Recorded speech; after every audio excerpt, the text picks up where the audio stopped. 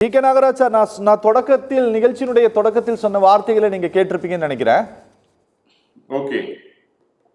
குறிப்பா மத கலவரத்தை, சாதி கலவரத்தை உங்களுடைய கட்சி தூண்டும், அதனால உங்க கட்சி கூட்டணிக்கு வரவே கூடாது, அதாவது தமிழ்நாட்டில் ஆட்சிக்கு வரவே கூடாது, இந்த கட்சியை வரவிடாமல் செய்ய வைக்கக்கூடிய கட்டமைப்பும் கொள்கை பிடிப்பும் திமுகவிடம் மட்டும்தான் இருக்கிறது, திமுகவிடம் மட்டும்தான் இருக்கிறது என்று இந்த நாடும் நாட்டு மக்களும் நம்புகிறார்கள் அப்படின்ட்டு எல்லாம் பேசியிருக்காரு. ஏதாவது நீங்க சொல்ல விரும்புறீங்களா?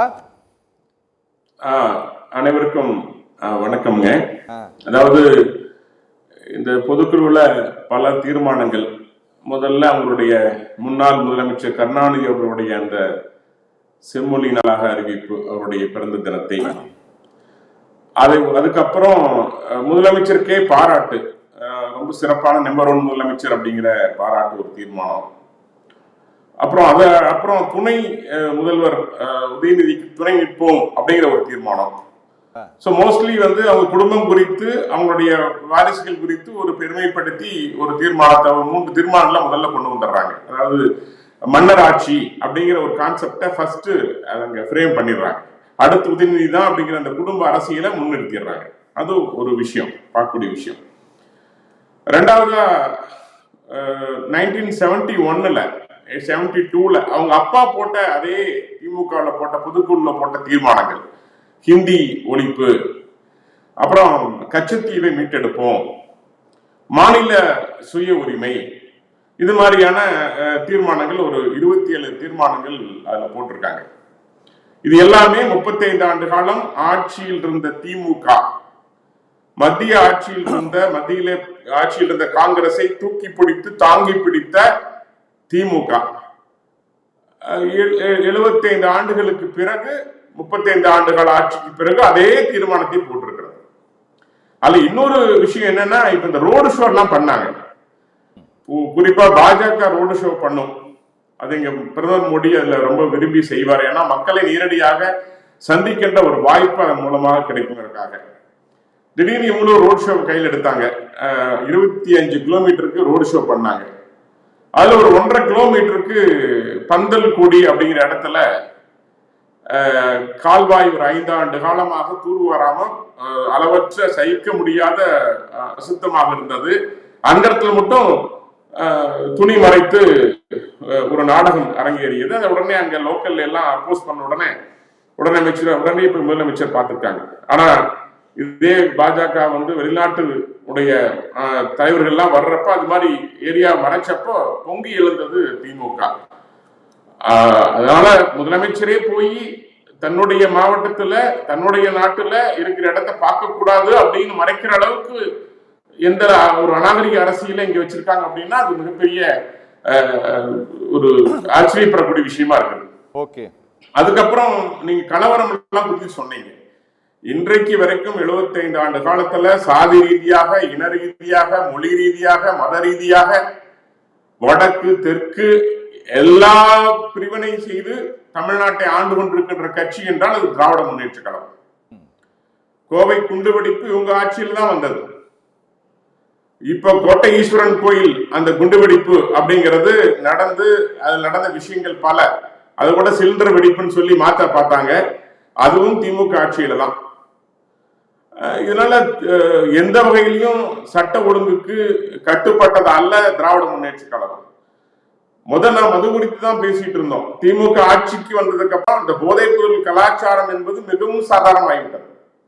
எல்லா இடங்கள்லயும் போதைப் பொருள் கலாச்சாரம், சிறுவர்களும் மிஞ்சல். அதுல இன்னைக்கு முதலமைச்சரே போய் குடிக்காதீங்கன்னு சொல்ற அளவுக்கு இன்னைக்கு பல இடங்கள்ல மதுவிலிருந்து மீள்கின்ற மறுவாழ்வு மையங்கள் அதிகமாக இருக்கிறது இந்த ஆட்சியில. அது ஆட்சியினுடைய அவலம் சொல்லலாம். அதனால எந்த ஒரு சட்ட ஒழுங்கு கட்டுப்பாடும் இன்றி இந்த ஆட்சி போய்கொண்டிருக்கிறது. இதோட ரொம்ப ஷாக்கிங்கான விஷயம், இந்தியாவிலேயே அதிக கடன் பெற்றிருக்கின்ற கடன்கார மாநிலம் என்றால் நம்முடைய தமிழ்நாடு. Okay okay. ஆனா பணக்கார கட்சி என்றால் திராவிட முன்னேற்ற கழகம். 10 லட்சம் ரூபாய் திராவிட முன்னேற்ற நிர்வாகிகளுக்கு இறப்புக்கு தருவதாக அறிவிச்சிருக்காங்க. 10 லட்சம் ரூபாய். இருக்கின்ற இந்தியாவில் இருக்கின்ற முதலமைச்சர்களிலேயே 14வது பணக்காரராக நம்முடைய முதலமைச்சர் ஸ்டாலின் இருக்கின்றார்கள். 35 ஆண்டு காலம் ஆண்ட கட்சி இந்த நாட்டை கடங்கார மாநிலமாக வைத்திருக்கிறது. ஆனால் அந்த கட்சி பணக்கார கட்சியாக இருக்கிறது. இன்சூரன்ஸ் போட்டிருக்காங்க தமிழ்நாட்டில், ஏழைகளுக்கு இன்சூரன்ஸ் கிடைக்கிறது இல்ல. பல மருத்துவமனைகள்ல எடுக்கப்பட்ட இன்சூரன்ஸுக்கு பணம் தருவதில்லை என்று அந்த மக்களுக்கு, சாதாரண மக்களுக்கு வசதி கிடைக்கிறது இல்லை. ஆனா திமுக நிர்வாகிகள் இருந்தால் 10 லட்சம் அப்படிங்கிறது எந்த வகையில இது ஏற்றுக்கொள்ளக்கூடிய விஷயம் எனக்கு தெரியல. இதெல்லாம் அவங்க பொதுக்குழுவில் நடந்திருக்கு. ஆக அந்த கட்சி எதை நோக்கி சென்று கொண்டிருக்கிறது அப்படின்னு பாக்குறப்போ இன்னும் அதிர்ச்சியான விஷயங்கள் பல தொடர்ந்து வெளியே வருகின்றது. இன்னும் சொல்ல போனா ஒரு 1000 ரூபாய் கொடுக்கறத அரசு பள்ளியில் படித்த பட்டதாரி பெண்களுக்கு இதற்கு முன்னாடி இருந்த பல திட்டங்கள், அதாவது அதிமுக ஆட்சியில் கொண்டு வரப்பட்ட தாலிக்கு தங்கம் திட்டம், அம்மா சிமெண்ட், இது மாதிரி பல அருமையான திட்டங்கள், கல்யாணத்துக்கு கொடுக்கப்பட்ட அந்த சீதனங்கள், ஏறக்குறைய 1 லட்சம் ரூபாய் ஒரு பெண்ணு கிடைத்துக் கொண்டிருந்தது. அதையெல்லாம் கம்ப்ளீட்டா அபாலிஷ் பண்ணிட்டு இன்னைக்கு 1000 ரூபாய் பட்டதாரி பெண்ணுக்கு 3 ஆண்டுகளுக்கு வெறும் 36,000 ரூபாய் முடிச்சுட்டு அது ஒரு பெருமையா பேசுகின்ற கட்சியாக திராவிட கழகம் மாறிவிட்டது. அதை விட மிகப்பெரிய அவலத்தினுடைய பட்டியல் சொல்ல போனோம்னா தமிழ்நாட்டில் மட்டும் 20 லட்சம் திருநாய்கள் கேரளாவிலிருந்து கொண்டு வந்து இங்க திருநாய் விட்டுட்டு போறாங்க. கேரளாவிலிருந்து புற்றுநோய் கழிவுகளை கொண்டு கொட்டிவிட்டு போகின்றார்கள். கடந்த 3 ஆண்டுகள்ல திருநாயால் கடிப்பட்டவர்கள் எண்ணிக்கை 8.2 லட்சம் பேர். கடந்த 3 ஆண்டுகள்ல, கடந்த 2 மாதங்கள்ல 2.16 லட்சம் பேர் திருநாய்களால் கடிக்கப்பட்டிருக்கிறார்கள். இதெல்லாம் இந்த நாட்டினுடைய அவலம். எந்த அளவுக்கு சட்ட ஒழுங்கு மட்டுமில்ல, மக்கள் மீது அக்கறையோடு அரசு இருக்கிறது அப்படிங்கிறது உதாரணத்தை சொல்றேன். இதெல்லாம் வந்து இந்த அரசு பெருமைப்படுகின்ற விஷயமா எதுவுமே இல்லை. திமுக பாஜகவுடைய ரொம்ப ஒரு சார்ஜஸ், ரொம்ப சீரியஸான ஒரு சார்ஜ சிஎம் வந்து வச்சிருக்காரு அப்படின்ட்டு நாங்கள் உறுதியாக நம்புகிறோம். ஆனா நீங்க அதை ரொம்ப ஜஸ்ட் லைக் தட் கடந்து சென்று விட்டு நீங்க இந்த மாநிலத்தினுடைய இதர பிரச்சனைகளை பேசுவதன் மூலமாக நீங்க அதுக்கு பதில் சொல்ல விரும்பலன்னு நான் எடுத்துக்கலாமா? இல்ல சார், நான் ஆரம்பத்திலே சொல்லிட்டேன். கோயம்புத்தூர் குண்டுவெடிப்பு யார் ஆட்சியில் நடைபெற்றது? கோயம்புத்தூர் தீவிரவாதிகளுக்கு யார் சிறையில் அனுப்பப்பட்டார்கள்? யாருக்கு அதுக்கு அவர்களுடைய சமூக வசதி செய்து கொடுக்கப்பட்டது? கோட்டை ஈஸ்வரன் கோயிலில் குண்டு வெடித்த பொழுது அது சிலிண்டர் குண்டு வெடிப்பு என்று யார் சொன்னது? எந்த முதலமைச்சர் சொன்னார்? எந்த கட்சி சொன்னது? இதெல்லாம் நான் வந்து பட்டியலிடுறேன். பாஜக ஆட்சிக்கு வந்த பிறகு எத்தனை குண்டு வெடிப்புகள் நடந்திருக்கிறது?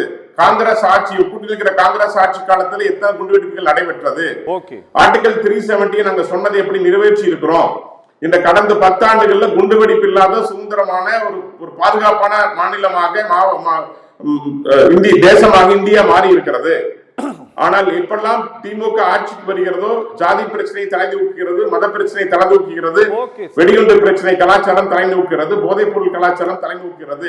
இதுதான் நான் சொல்ல வரேன். ஜஸ்ட் லைக் தட் கடந்து போகல, நான் ஆதாரங்களோட பேசுறேன். Okay sir, okay. G K. Nagaraj sir வணக்கம். ஜி.கே. நாகராஜ் சார், ராஜா பேசுறத நீங்க கேட்டிருப்பீங்கன்னு நினைக்கிறேன் சார். அவரு பேசினதுல அவர் வந்து நான் வந்து ரொம்ப தரவுகளோடு பேசுறேன், புள்ளி விபரங்களோடு பேசுறேன் அப்படின்னு சொன்னாரு. அவர் சொன்னதுல ஏதாவது தவறுகள் இருக்கு அப்படின்ட்டு நீங்கள் பாயிண்ட் அவுட் பண்ணிருந்தீங்க, எடுத்திருந்தீங்க அப்படின்னா நீங்க அதை முழுமையா சொல்லலாம் சார், நான் அனுமதிக்கிறேன். கட்டாயமா. நான் அதுக்கு முன்னாடி இப்போ உத்தரப்பிரதேசம், நான் வந்து உத்தரப்பிரதேசம் ஒரு முறை 2 முறை போயிருக்கேன். ஓகே.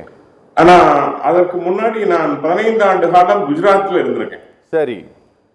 குஜராத் மாநிலத்துல நான் வந்து இருந்த பொழுது காங்கிரஸ் உடைய ஆட்சியை நேரில் கண்டவன். 10 வருட காங்கிரஸ் ஆட்சி அங்கே நடந்து கொண்டிருந்தது. சிமன்பாய் பட்டேல் இருந்து பல காங்கிரஸ்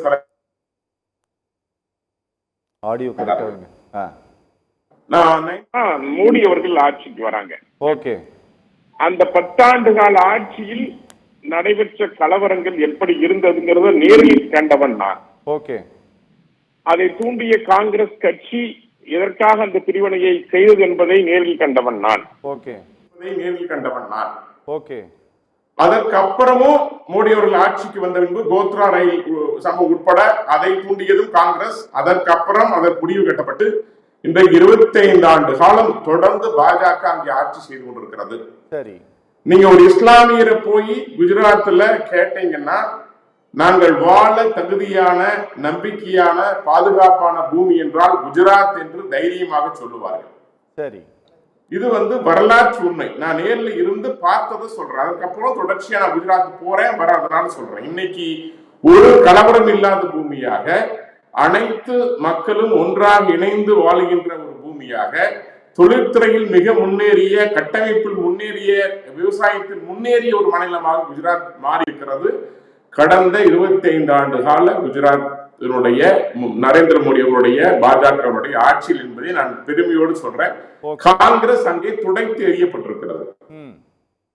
இதிலிருந்தே தெரியுது உங்களுக்கு, யூபியை ஆண்ட காங்கிரஸ், அமேதி உட்பட நம்முடைய ராகுல் காந்தி போன்றவர்கள், சோனியா காந்தி போன்றவர்கள் எல்லாம் எப்படி வன்முறையை யூபியில தூண்டினாங்க.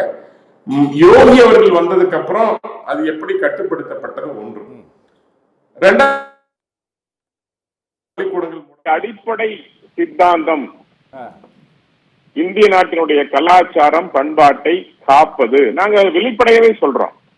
மற்ற மதங்களை இழிவுபடுத்துவது அல்ல. இன்னும் எங்களுடைய வல்லவர் வாஜ்பாய் அவர்கள் இருந்த பொழுது ஹஜ் பயணிகளுக்காக காம்பன்சேஷன், அதாவது மானியம் கொண்டு வந்த தலைவர் அன்னைக்கு திமுக எங்களோட கூட்டணியில் இருந்தாங்க. இன்றைக்கு முதலமைச்சர் சொல்றாரே பாஜக மதத்தை வைத்து ஆட்சி செய்கிறது என்று. அதே திமுக எங்களோட ஆட்சி கூட்டணியில் இருந்த பொழுது ஹஜ் பயணிகளுக்கு 75% மானியம் கொடுத்தோம். அதை காங்கிரஸ் தான் கேஸ் போட்டு மத ரீதியாக நீங்க தரக்கூடாதுன்னு சொல்லி அதை தடுத்து நிறுத்திய பெருமை காங்கிரஸ் உண்டு. இன்றைக்கும் கூட எங்களுடைய அமைச்சர்கள் எல்லாம் இன்னைக்கு ஹஜ் பயணத்து பெண்களுக்கு குறிப்பா கூட இருந்து போய் செய்யக்கூடிய அளவுக்கு ஒரு மத நல்லிணக்கத்தை உருவாக்குகின்ற கட்சி.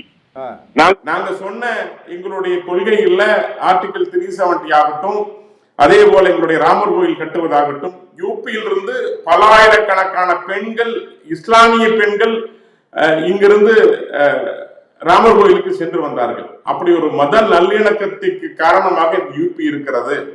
இன்னும் ஒட்டுமொத்தமாக சொல்ல போனால், காங்கிரஸில் நடந்த பாம்பே போன்ற தாக்குதல், நூற்றுக்கணக்கான மக்கள் கொல்லப்பட்டது போன்ற தாக்குதல் இல்லாமல் அமைதியான பூமியாக இன்றைக்கு இந்தியா இருக்கிறது. ராணுவத்திற்கு உரிய மரியாதை கிடைத்திருக்கிறது என்றால் அதற்கு பாஜக ஆட்சிதான் காரணம் என்பதை நான் சொல்றேன். காஷ்மீர்ல நடந்த அந்த கொலைகள் குறித்து சொன்னாங்க.